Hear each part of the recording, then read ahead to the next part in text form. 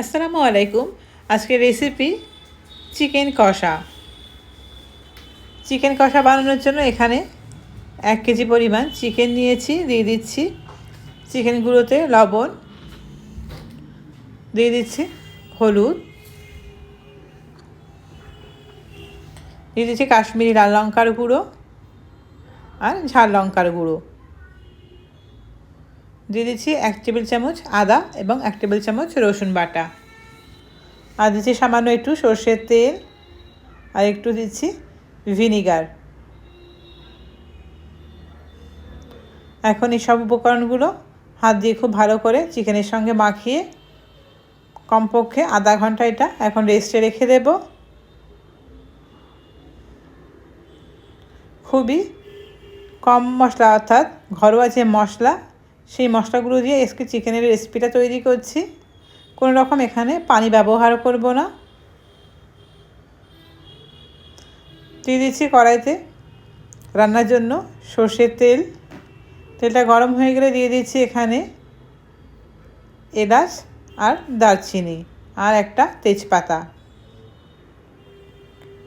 খুব সুন্দর একটা ফ্লেভার ছাড়তে শুরু করেছে। দিয়ে দিচ্ছি বেশ খানিকটা পেঁয়াজ কুচি।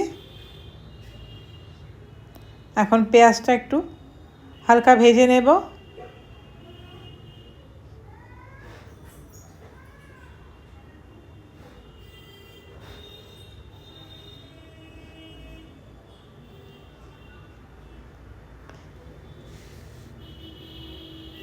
পেঁয়াজটা আরও একটু ভাজবো।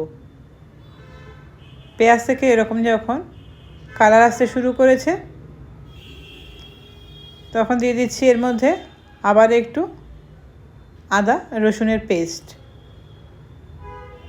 আগে যেহেতু দিয়েছি তো এখন একটু কম পরিমাণে দিলাম। দিয়ে দিচ্ছি বাকি আর গুঁড়ো মশলা, ধনের গুঁড়ো আর জিরের গুঁড়ো এখানে অ্যাড করলাম, আর সামান্য একটু হলুদ দিয়েছি। এখন এই গুঁড়ো মশলাগুলো খুব ভালো করে মিক্স করে নিচ্ছি।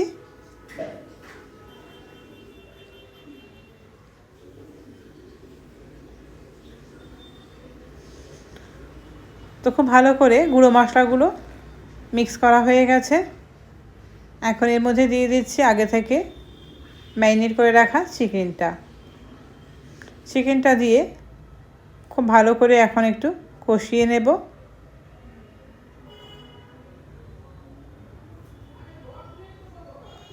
চিকেনের সব সাইডটা একটু উল্টে পাল্টে নেড়ে চেড়ে দিচ্ছি।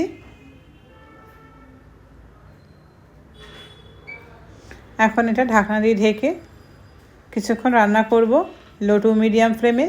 তারপর দিয়ে দিলাম এখানে একটা বড় সাইজের কেটে রাখা টমেটো দিয়ে খুব ভালো করে আর একবার মিক্স করে নিলাম।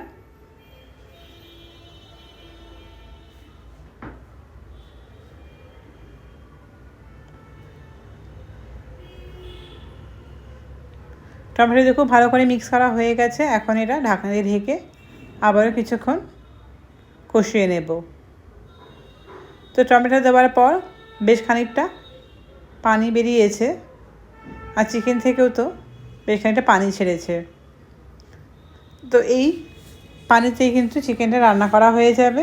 আর যেহেতু লো ফ্লেমে আছে, ঠিক এভাবে আস্তে আস্তে চিকেনটা কষিয়ে নেব। ঠিক এইভাবে বারবার একটু ঢাকনাটা খুলে নেড়ে চেড়ে দিতে হবে, নইলে নিচে লেগে যাবে। খুব সুন্দর একটা চিকেনের কালার এসছে। আবারও ঢাকনা দিয়ে ঢেকে এটা রান্না করছি। তো হয়ে গেছে চিকেন কষা।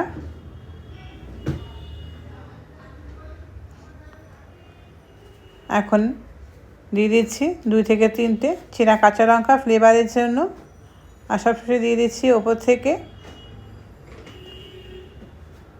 গরম মশলার গুঁড়ো দিয়ে খুব ভালো করে একবার নেড়ে চেড়ে নিচ্ছি। তো গ্যাসের ফ্লেমটা অফ করে দিচ্ছি, দিয়ে আমি চিকেনটা পরিবেশন করে দেখাচ্ছি। তো একদম পানি ছাড়া তৈরি করেছি আজকে চিকেন কষাটা। কোনো রকম এখানে পানি ব্যবহার করিনি। রেসিপিটা কেমন হলো কমেন্টে কিন্তু অবশ্যই জানাবেন।